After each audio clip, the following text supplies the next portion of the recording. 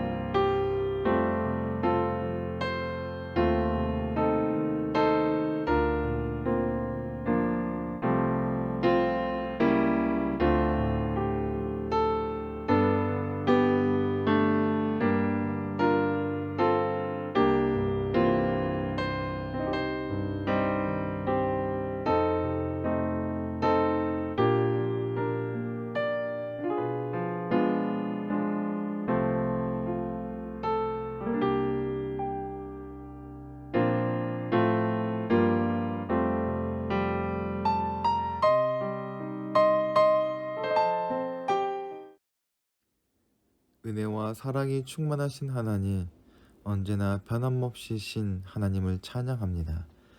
저희에게 귀한 생명을 주사 영혼을 사모하는 마음을 갖게 하시고 성도의 삶을 통해 하나님께 영광 돌리게 하심을 감사드립니다. 1월 둘째 주일을 맞아 하나님께 예배하기 위하여 저희들 주님 앞으로 모였습니다. 예배 가운데 함께 하심으로 복을 더하사 은혜를 누리게 하여 주옵소서. 아름다운 세상을 창조하시고 경영하시는 주님께 기도하오니 지으신 아름다운 세상이 오래도록 그 아름다움을 유지할 수 있도록 지켜주시옵소서. 저희 탐욕과 나태함으로 망가져가는 자연 환경을 바라봅니다. 저희가 이 문제를 심각하게 여기고 삶의 방식을 고치게 하시사 주님이 창조하신 이 세상을 온전히 보존하게 하여 주옵소서. 죄악 중에 죽을 수밖에 없었던 저희를 십자가의 은혜로 구원하여 주시고 사랑과 진리로 이끌어 주시는 주님, 그 은혜로 의롭게 되었으며 죄악에서 구원을 받았으며 하루하루를 살아가고 있습니다. 하지만 저희는 베풀어 주신 은혜를 너무나 쉽게 망각하여 원망과 불평 속에서 지낼 때가 많았습니다. 제 자신의 욕심에 미혹되어 어려움을 자초하였으나 허물은 돌아보지 않고 하나님과 주변 사람들만 원망하였습니다. 주님께서 채워주신 많고 많은 은혜는 생각하지 않고 제게 없는 작은 것들 때문에 애태우며 감사 없는 삶을 살고 있습니다. 주님, 이 미련한 마음으로 완악하게 행동하는 저희를 불쌍히 여겨주시고 또한 용서하여 주옵소서. 우리를 돌보시고 지키시는 주님께 기도하오니 지난주 화재 현장에서 소방관들이 순직한 일들의 마음이 무겁습니다. 사회의 안전을 지키기 위해 애쓰다 사고를 당한 소방관들을 주님 기억하여 주옵소서. 유가족들의 상심과 슬픔을 위로하시고 이후의 삶을 돌봐 주옵소서. 이러한 사고가 재발하지 않도록 이 땅의 사람들에게 경각심을 더하여 주시옵고 제반의 모든 제도와 시설들을 돌아볼 수 있는 지혜를 허락하여 주옵소서. 우리의 연약함을 도우시는 주님, 이 시간 성령 하나님의 인재를 간구합니다. 세상의 일로 지친 이들을 주의 사랑으로 품어주시고 위로하여 주옵소서. 근심과 염려가 가득한 이에게 주님을 향한 믿음을 주시고 그들 안에 평안을 되찾게 하여 주옵소서. 몸의 건강으로 고통받는 자들에게 자비를 베푸셔서 회복하게 하시고 살아있는 하나님의 능력을 체험하게 하여 주시옵소서. 하나님을 사랑하는 자들에게는 모든 것이 합력하여 선을 이루신다 하셨사오니 저희 삶의 모든 일을 통해 하나님의 선으로 이루어지는 은혜를 베풀어 주옵소서. 예한 공동체를 위하여 기도하오니 주님의 부르심을 따라 예배의 자리로 나온 예한 공동체 식구들을 기억하여 주시옵소서. 주님을 찾는 마음에 말씀의 지혜로 채워주시고 간절한 심정으로 주님을 찾을 때에 기도를 통해 응답하여 주시옵소서. 주님이 인도하시고 함께 하심으로 말미암아 한 주간도 기쁨과 감사로 살아가게 하여 주시옵소서. 주님만 바라보며 나아가는 문봉 책방소도 함께하여 주시옵소서. 주님의 이름을 아름답게 드러내는 가게가 되게 하시고 하나님의 사랑과 은혜를 나누어 주는 생명의 샘이 되게 하여 주시옵소서. 우리 구주 예수 그리스도의 이름으로 기도하옵나이다. 아멘.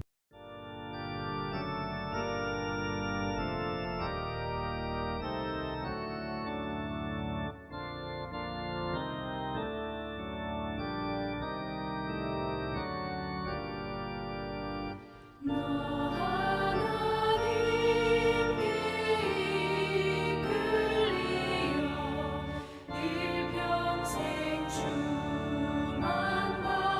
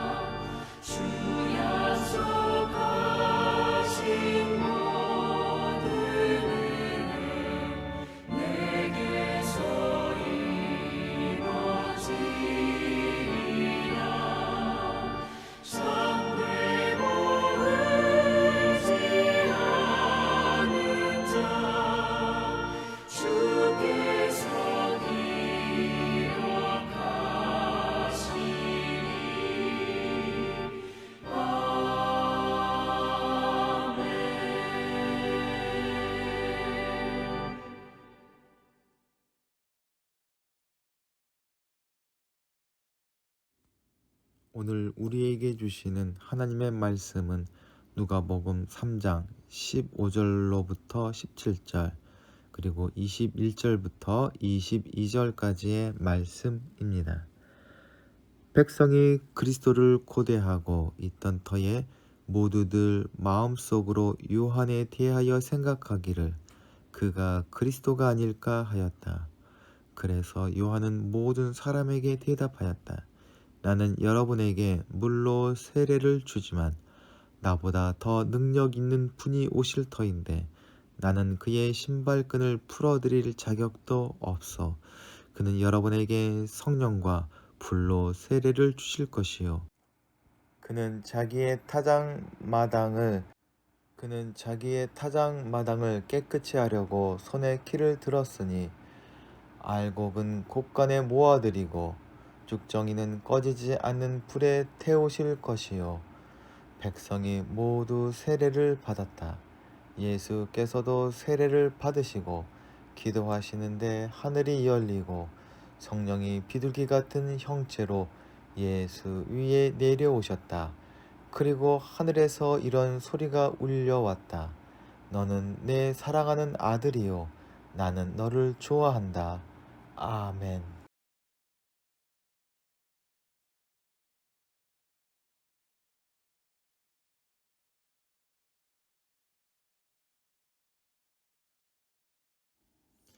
오늘은 주현 이후 첫 번째 주일입니다. 주현절은 성탄절로부터 12일이 지난 1월 6일입니다. 주현절이란 주님이 자신의 모습을 많은 사람들에게 드러내신 날을 기념하는 절기입니다. 주현절은 어떤 전통에 따르면 동방박사가 주님을 경배하러 온 것을 기념하는 날이라고 합니다. 유럽을 비롯한 적지 않은 나라에서는 이 주현절 축제를 성대하게 연다고 합니다. 그래서 성탄절 축제가 25일로 끝나는 것이 아니라 주현절까지 이어져서 성탄 장식을 치우지 않고 성탄의 의미를 나눈다고 합니다. 오늘 주연 후 첫 번째 주일을 다른 이름으로 부르는데 그것은 세례 주일입니다. 예수님의 탄생에 관한 이야기 다음 바로 나오는 이야기가 세례 요한에게서 세례를 받으신 사건입니다. 누구나 삶에서 첫 번째 하는 경험은 매우 중요한 의미를 가지고 있습니다. 그래서 정치인들도 출마 선언을 할 때에 장소나 프로그램을 정하는데 매우 신중하다고 합니다. 예수님께서 공생애를 시작하시면서 세례를 받으셨다라는 것은 매우 중요한 의미를 가지고 있습니다. 이 세례의 이야기를 나누면서 그 속에 들어있는 주님의 지혜와 우리를 향하신 의미를 함께 나누기를 원합니다. 오늘 본문은 백성들이 그리스도를 간절히 기다렸다는 말로 시작합니다. 유대 백성들이 그리스도를 기다릴 수밖에 없었던 이유가 있습니다. 우리나라가 역사적으로 중국과 일본을 비롯한 강대국에 끊임없이 괴롭힘을 당했듯이 유대인들도 주변의 제국들이 등장할 때마다 복합적인 수탈과 압박을 당했습니다. 예수님 당시에는 세계적인 제국인 로마가 철권 통치로 유대를 다스리고 있었습니다. 유대인들은 로마의 압제와 그로 인한 고통이 깊어지면 깊어질수록 하나님을 바라보며 성경에서 약속하신 구세주를 간절히 기다리게 되었습니다. 모세를 비롯한 예언자들이 말해왔던 성령의 기름 부음을 받은 자, 곧 메시아입니다. 그들은 메시아가 오시어 고통과 억압에서 해방시켜 주시길 간절히 소망했습니다. 그러던 중에 그들이 주목한 사람이 생겼습니다. 바로 세례 요한입니다. 광야에서 회개를 외치며 백성들에게 세례를 베푸는 그의 모습은 하나님의 약속하신 메시아, 즉 그리스도가 그가 아닌가 상상하게 만들었습니다. 세례 요한은 자신을 향해 몰려오는 사람들을 보면서 교만해질 수 있었지만 그렇진 않았습니다. 자신을 잘 알았기에 자신은 물로, 뒤에 오실 그리스도는 성령님과 불로 세례를 베푼다는 사실을 사람들에게 알려주었습니다. 이런 요한의 겸손함이 하나님의 일을 이루는 출발점이 되었습니다.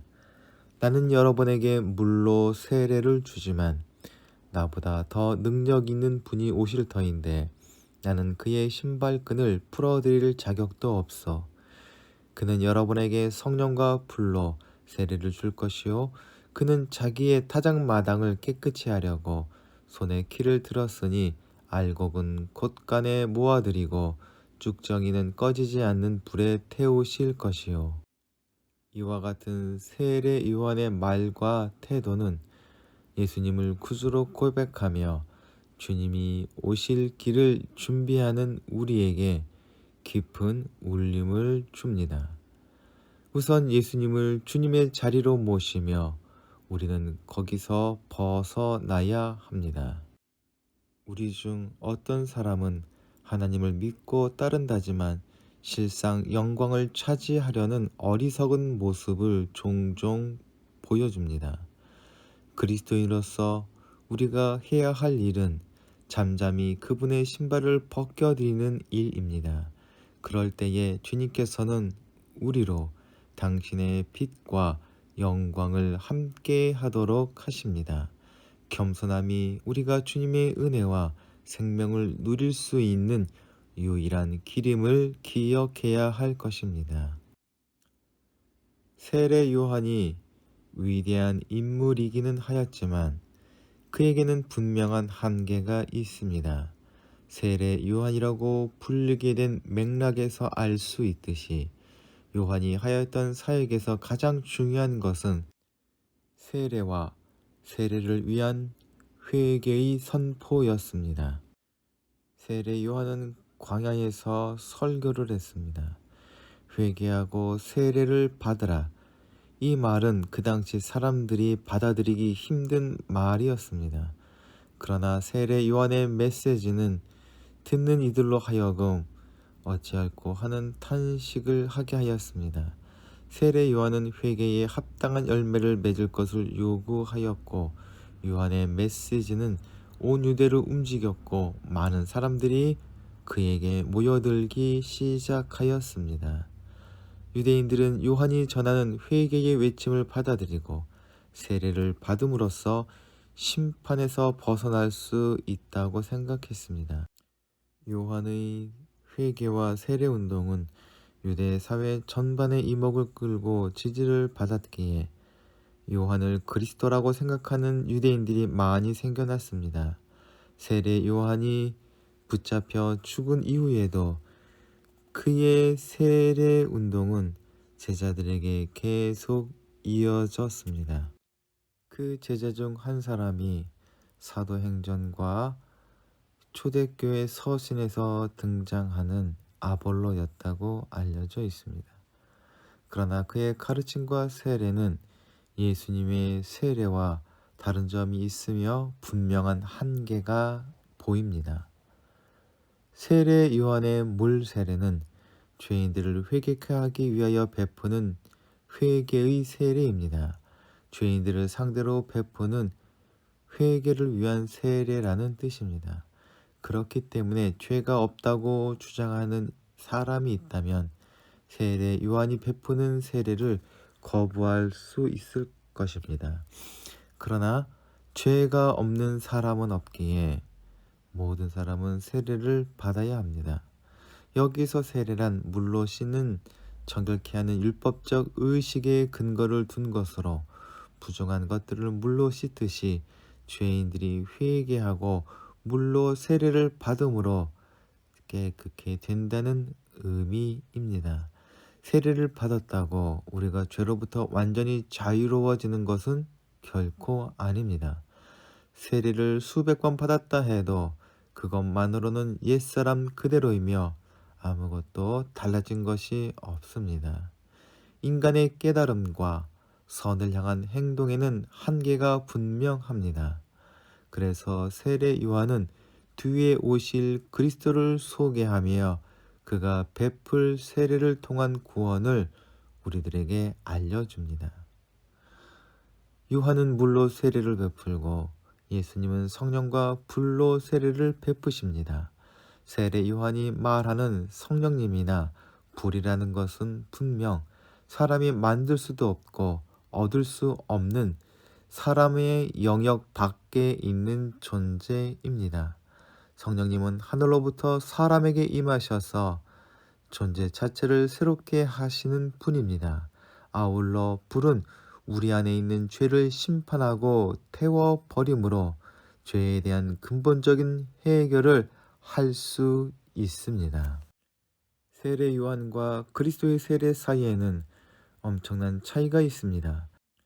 세례라는 말이 보여주듯 물로서 씻는 것은 임시적인 것으로 불로 태움은 완전한 정결로서 심판을 말합니다. 아울러 주님께서는 다장마당에서 키질을 하는 농부와 같이 쭉정이들은 바람에 날려버리고 알곡을 따로 모아서 곳간에 들임으로 구원을 완성하시는 분이십니다. 예수님을 통해서 하나님의 구원은 완성됩니다.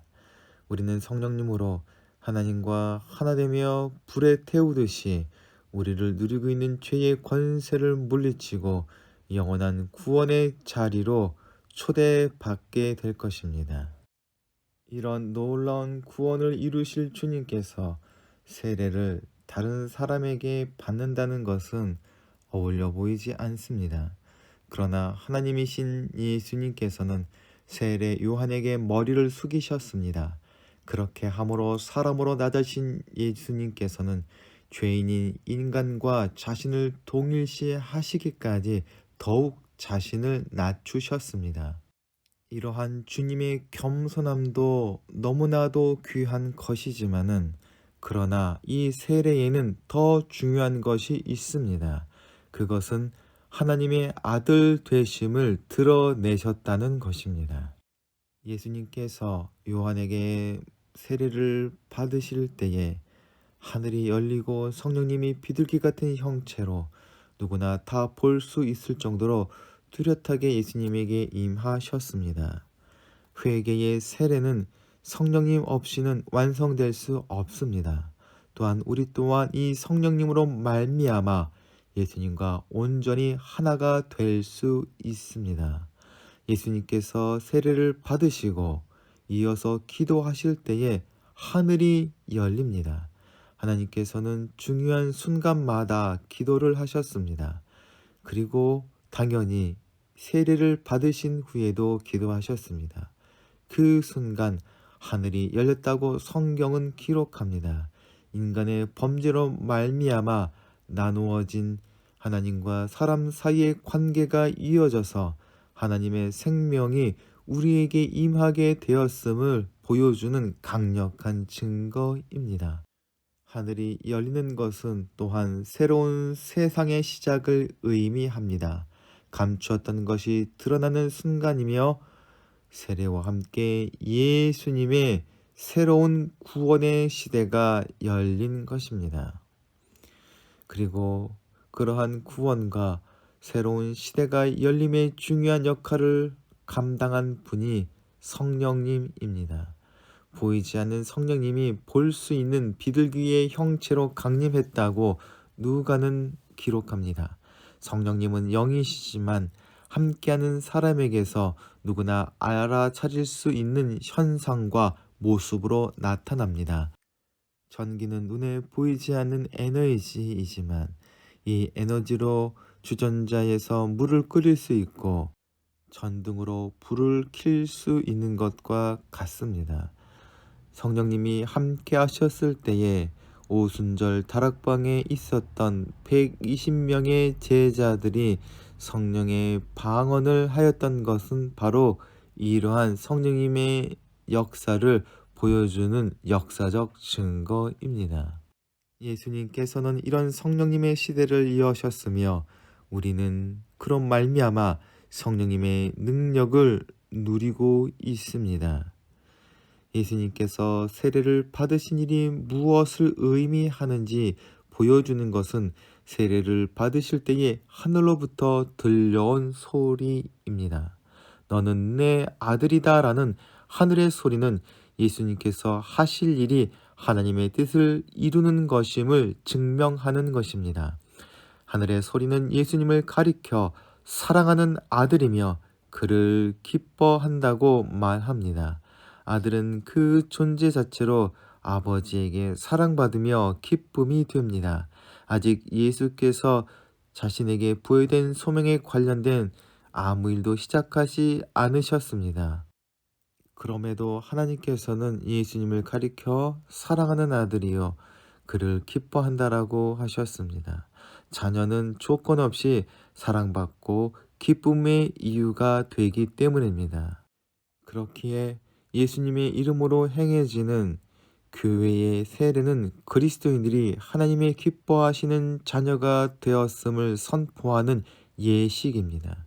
그리고 교회는 하나님께서 사랑하고 기뻐하시는 자녀들의 공동체, 즉 세례 공동체임을 보여주는 본문이 바로 오늘 누가복음의 예수님의 세례를 받으신 이야기입니다.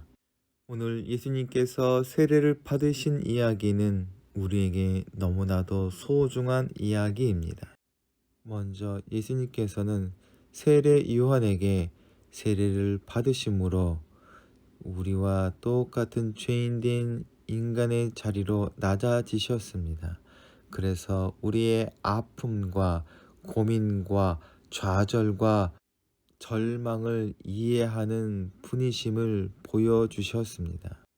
그러나 더 중요한 것은 이 세례의 사건은 예수님께서 하나님의 아들로서 하나님께서 사랑하시고 기뻐하시는 분이심을 공인하는 사건입니다. 그래서 예수님을 주님으로 믿고 따르는 모든 그리스도인들은 성령님 안에서 예수님과 하나 되어 하나님께서 사랑하시는 존재가 될 수 있음을 보여주는 것입니다. 이렇게 성령님 안에서 예수님과 하나 되는 것이 성령으로 세례를 받는 것이요. 우리가 어떻게 할 수 없는 죄의 권세를 예수님께서는 더러운 것을 불러 태우듯이 소멸시켜 버리실 것임을 보여주는 복음입니다. 그렇기에 이해한 공동체는 성령님께서 함께 하시는 성령 공동체여 성령으로 세례를 받은 세례 공동체입니다. 예수님께서 함께 하시는 공동체로서 하나님께서는 우리를 향해 내 사랑하는 자녀여 내가 너를 기뻐한다고 매 순간 말씀해 주십니다. 그러한 공동체로 걸맞게 감사와 기쁨으로 살아가며 주님께서 맡겨주신 복음을 말과 행동과 결단으로 증거하는 공동체로 매일 새롭게 세워져 가기를 꿈꾸어 봅니다. 함께 기도하시겠습니다. 사랑과 은혜가 충만하신 하나님, 저희를 위해 세례를 받으시려 요단강으로 내려가신 예수님의 모습을 묵상합니다. 세례 요한 앞에 머리를 숙이신 섬김과 겸손함을 우리도 본받게 하여 주시옵소서. 그곳에 하늘이 열리는 길이 있음을 깨닫게 하여 주시옵소서. 성령님 안에서 하나님의 사랑을 누리게 하시고 하나님이 기뻐하시는 삶을 살아가는 결단이 우리에게 있게 하시니 감사를 드립니다.